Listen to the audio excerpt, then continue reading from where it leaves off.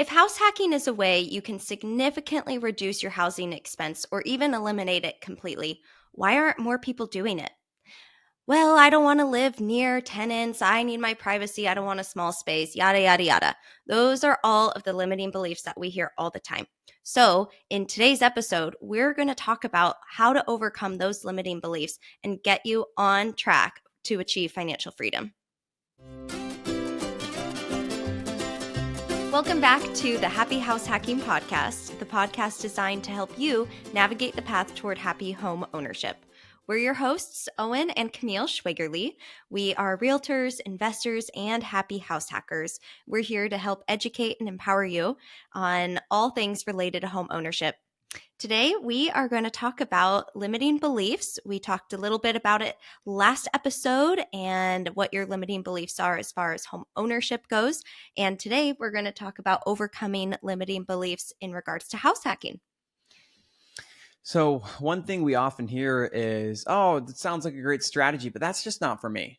I don't want to do that. I couldn't do that. I can't live with tenants. I can't live right next to somebody else. It's not for me. I wouldn't do it. And so when we hear that, that's automatically someone just shutting down an idea that has been proven to work and has helped people overcoming that very difficult to achieve barrier of home ownership. So let's unpack that. I can't live with tenants. Let's talk about that. Yeah, well, in your current setup, do you have neighbors? Yes, you probably do. You probably do have neighbors at some stage of your life. Now, what if you imagined those neighbors were helping you pay for your living expense and be able to live in your desired area? That's essentially the same concept as house hacking, except maybe you are sharing a wall, and maybe you've lived in an apartment before where you have shared a wall with other people in the past. All you do is just set up boundaries, right?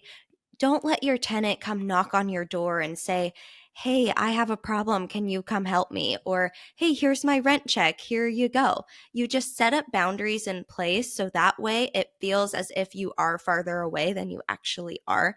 And believe me, sharing a wall is no big deal. If you're really worried about sound, if you have a music room or something, put up some insulation, but otherwise it really is just a limiting belief.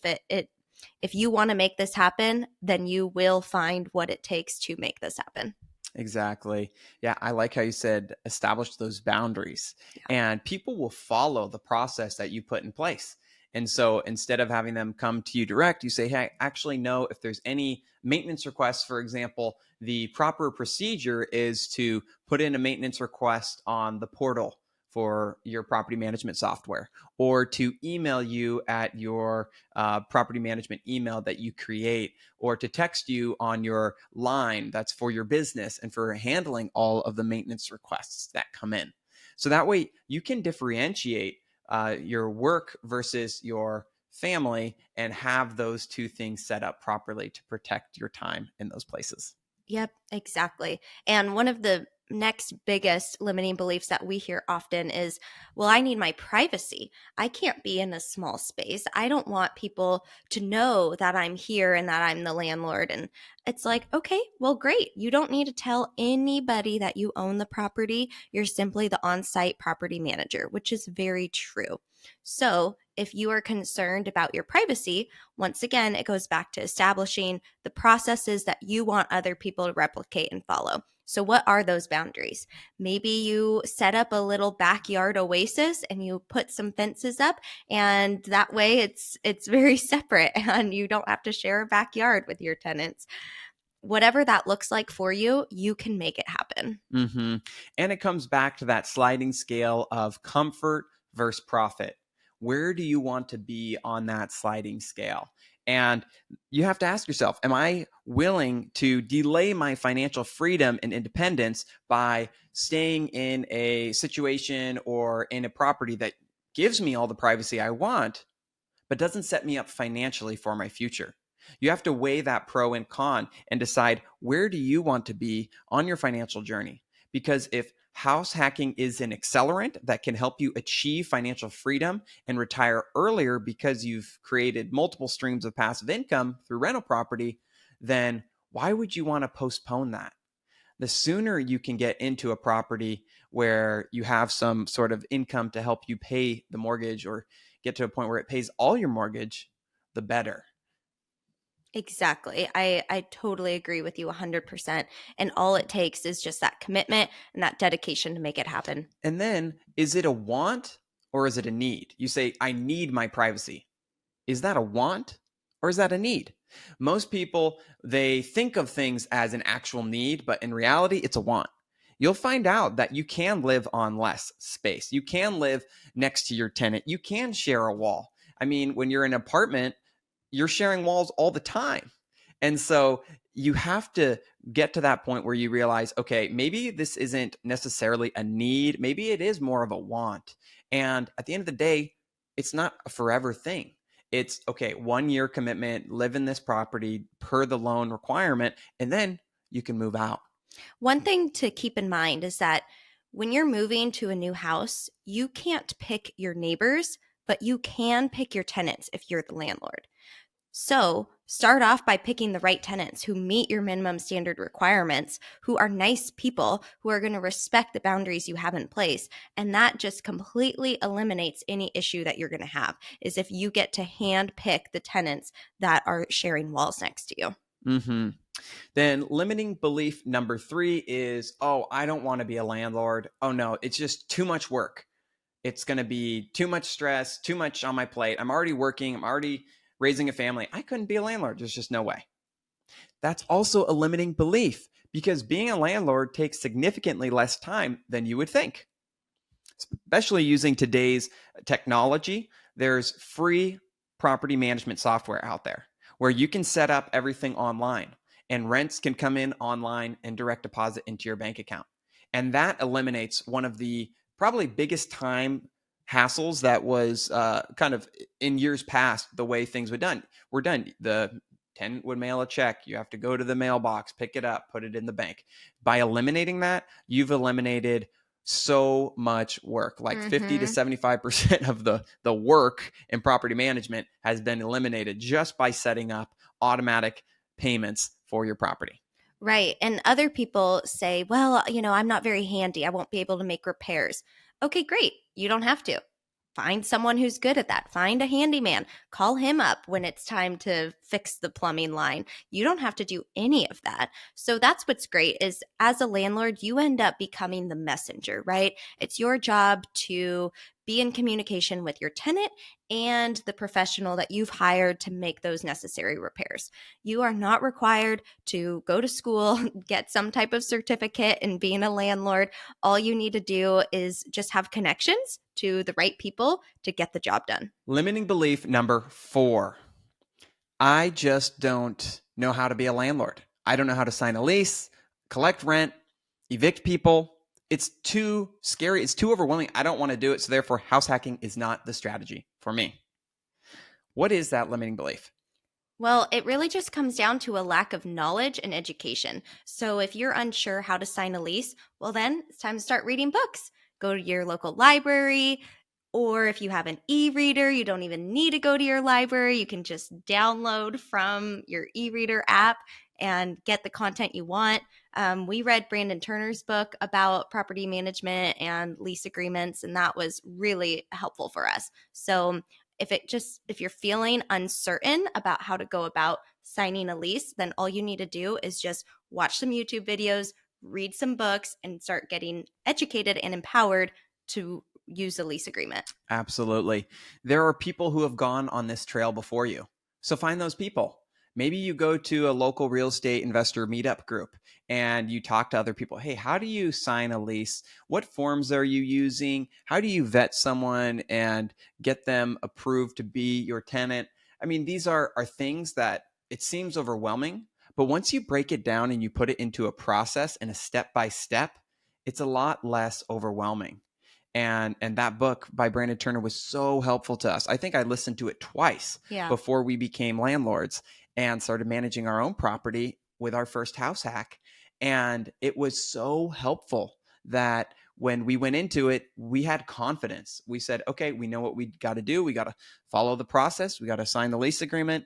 We even had rules and regulations that we had created using a template from Brandon and Heather Turner to create what are the rules for our property? What are the expectations? And it really made things go a lot easier. And then as far as evictions, number one, if you choose the right people, you're much less likely to have to go through an eviction or have someone who won't pay you rent on time or who would trash the unit. So, number one is you have to choose the right people when you're selecting your tenants, especially if this is your house hack. You want to be very judicious because they're also going to be your neighbor. So that's number one. You got to choose the right people who you know will pay on time and take good care of the unit. And then for us, we've had an experience where somebody was late and you just follow the process. Hey, we give a 5-day grace period. And after 5 days, there's an automatic late fee that's applied. It's $75. You have to pay it in addition to your rent. And then if they don't pay, you can also give what's called the 3-day notice to pay rent or quit. And so by giving that notice, that's stipulated. There's a process that landlords in California can follow where if they don't pay, you can give that notice. And if they continue to not pay after 3 days, you can ask them to leave your unit. So there is a process that protects you. And as long as you learn how it works, it becomes way simpler, way less overwhelming. And then you can actually rent your place out and find people to help you house hack your property. Yep. And the last limiting belief that we hear pretty frequently is that, well, my partner doesn't want a house hack, but I do. So what do I do in that situation? Because that's a problem, right? And it just comes down to a shared vision, getting on the same page, working through what those limiting beliefs are that your partner has, help him or her get educated about what it looks like to start house hacking and managing property, and then doing it together. Sometimes you start small. You have baby steps, right? Maybe the first thing you do is you buy a single family home and you build a detached ADU in the back. And that way you're just getting started. And then your next house hack ends up becoming the fourplex that is in an apartment complex, or maybe it's an even larger unit. But at the end of the day, it just comes down to being in alignment on the same page. Right.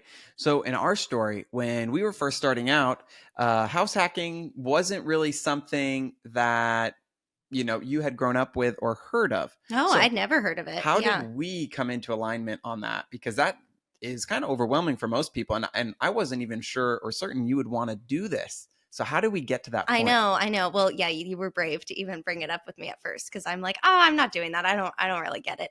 But that's what it was. I didn't really understand. And after reading some books, I realized, okay, Owen and I have the same goal of reaching financial freedom. We already knew that. We already knew we wanted to reduce or eliminate our housing expense because it was so expensive for us. So we already had that shared goal together.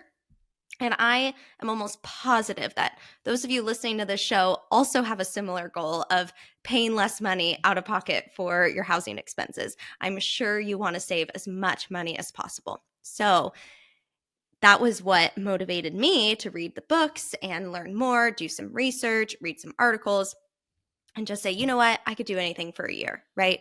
I could do it. I just have to live in this place for 1 year and I can make it work. So that's what we did. And I think it just came down to talking through things, making sure we were on the same page, and knowing that no matter what happens, the good, the bad, the ugly, Hmm. we were going to be doing it together. And we also made sure that we stayed in our lanes, right? What was your strength? What was my strength when it came to managing the property? And we respected each other's gifts and talents and came up with a good plan to make it work. That's right. And I remember we really what I think I remember was we had to paint that vision of what our future looked like. And Yes. we knew, hey, we want to have a family. We want to be able to have time. We want to be present with our kids and go on field trips in the middle of the week with them or go on the summer camp out trips. So how do we do that? We have to create a lifestyle that gives us flexibility, that gives us options. And so the house hacking method is a way to create streams of income for you that regardless of whether or not you go into work that day, you're getting paid rent on the first. And it's a wonderful feeling because whether the stock market goes up or down, you don't care as long as you're getting paid rent on the first every month. And that rent helps you pay that mortgage. And so by us starting then, making that sacrifice, paying our dues, we've been able to cover our cost of living, our housing expense, through our rentals. And with that, just in the last year, we've been able to significantly reduce the amount of time we work from 50, 60 plus hours a week down to 20, 30, maybe 40 hours a week. Exactly. So if you are really struggling with your partner on whether or not you should be doing a house hack, it just comes down to getting on the same page and being crystal clear about the vision. Maybe you create a vision board together, you talk about it, and you just stand hand in hand and you take that leap of faith and you make it happen. Right. And so, really, those are some of the 5 major limiting beliefs that we see when it comes to whether or not you can house hack. And at the end of the day, all limiting beliefs are simply that. They're just these beliefs, these things that we say, nope, I can't. I hit that ceiling of complexity and I just go back down. I can't break through it. You need to find a way to break through that ceiling. And the way you get there is through knowledge and through taking action.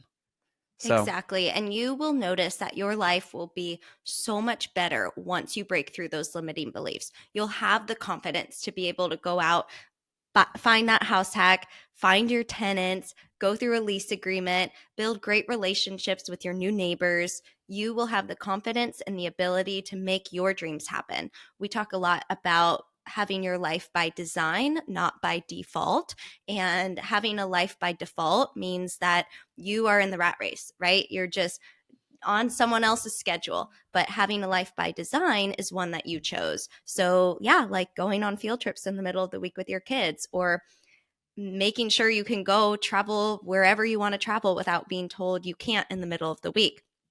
You want to create a life by design, and that means it takes hard work, planning, sacrifice, and it really means choosing profit over comfort on that sliding scale we talked about earlier. yes. And really making those goals something that's tangible, something that's actionable, because it only takes that first step to get the ball rolling. And then once you've taken that step, it's just so much easier to take the next step. And so instead of saying house hacking isn't for me, I could never do it, start to reframe your brain, start to reframe how you think about it. And something that we often do is just saying positive affirmations or statements about something. So instead of saying, I can't or I could never, what if you started to saying, I could or I could find a way? I can afford it. I can buy a house as a young person in California. Start to positively talk to yourself and surround yourself with other people who are going to positively talk to you and encourage you in achieving your goals. That's right. That's right. And we're always available if you want to reach out to us and learn more about what we've done, or if you have questions about some of the things we've talked about. We are on your team and we're excited to see you overcome those limiting beliefs. Yes. As always, like and follow our podcast on whatever platform you listen on. You can subscribe on YouTube if you want to see the videos and see us interacting together. And please leave a review and share this content with somebody you think who could benefit from it. The more people that hear this, the more happy homeowners we can create here in California and throughout the rest of the world. So thank you so much, everyone. This is the Happy House Hacking Podcast, signing off.